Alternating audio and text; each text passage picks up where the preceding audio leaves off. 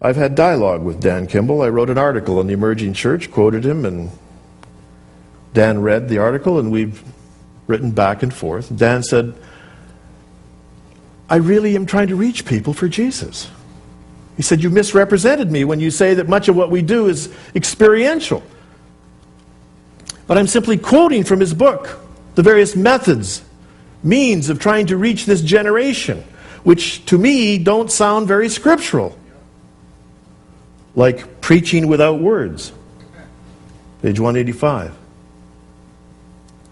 Dan Kimball states on page 185, we should be returning to a no-holds-barred approach to worship and teaching so that when we gather, there's no doubt we are in the presence of God. I believe that both believers and unbelievers in our emerging culture are hungry for this.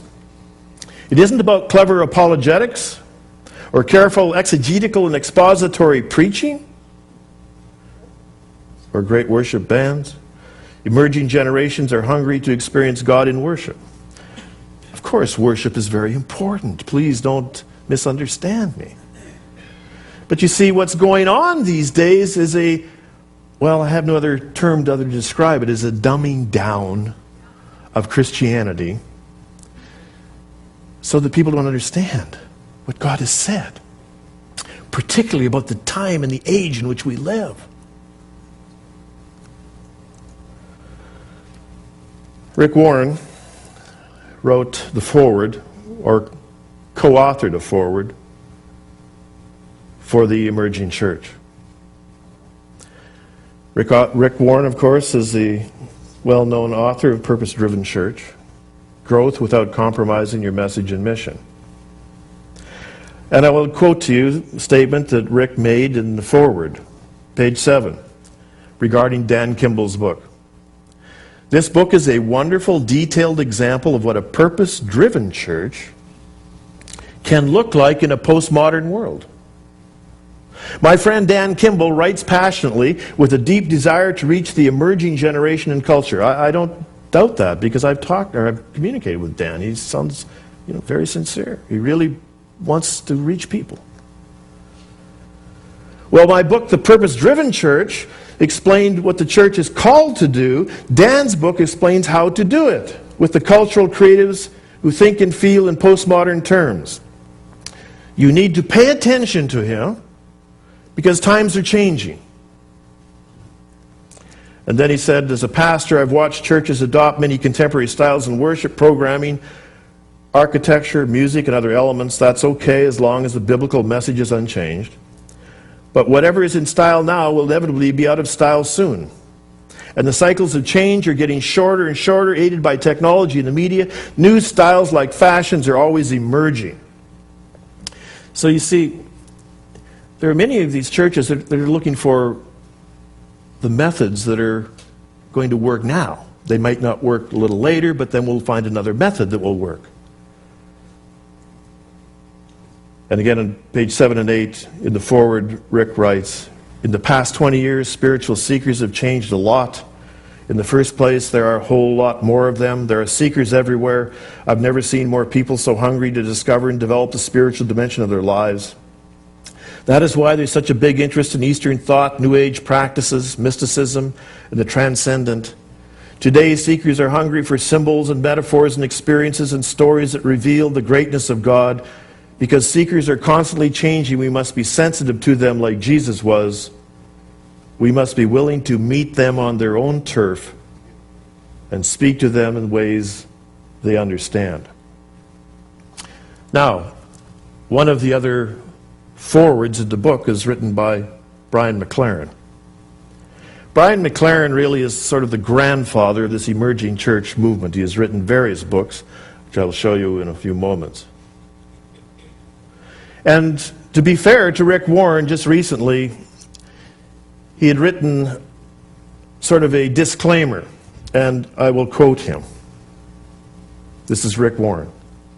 Zondervan Publishers asked me, Rick Warren, to write a commentary on the Emerging Church book, although I am definitely not a part of that group.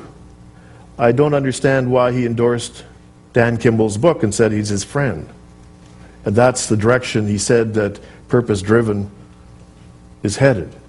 Anyway, this is Rick's statement. If you read that book, you saw that I often disagreed with the author in my sidebar commentary. But when the book came out, it had my name paired with Brian McLaren's on the cover. If I had known that Mr. McLaren was asked to be a commentator too, I would have declined, because I have some major disagreements with his views on the so-called emerging church. Rick Warren. Now, Brian McLaren, as I said, has written numerous books. Here are three. A Generous Orthodoxy, More Ready Than You Realize, Evangelism as Dance in the Postmodern Matrix, and The Church on the Other Side. And I'm just going to give you one statement. I don't want to overquote various people, but here's one statement, page 220, from A Generous Orthodoxy. This is Brian McLaren. Meanwhile, intrepid souls like Dallas Willard, Larry Crabb, Richard Foster, and others confess their observations. Systematic theologies or biblical knowledge simply do not produce personal information. Many Christian leaders started searching for a new approach under the banner of spiritual formation. This new search has led many of them back to Catholic contemplative practices and medieval monastic disciplines. Then there's Dr. Robert Webber. Some of these people you may have never heard of. If you haven't, I'm sure you will. Dr. Robert Webber is recognized by pastors, denominational leaders, scholars, and lay people as one of the foremost authorities on worship renewal. He regularly conducts workshops for almost every major denomination in North America through the Institute of Worship Studies, which he founded in 1995.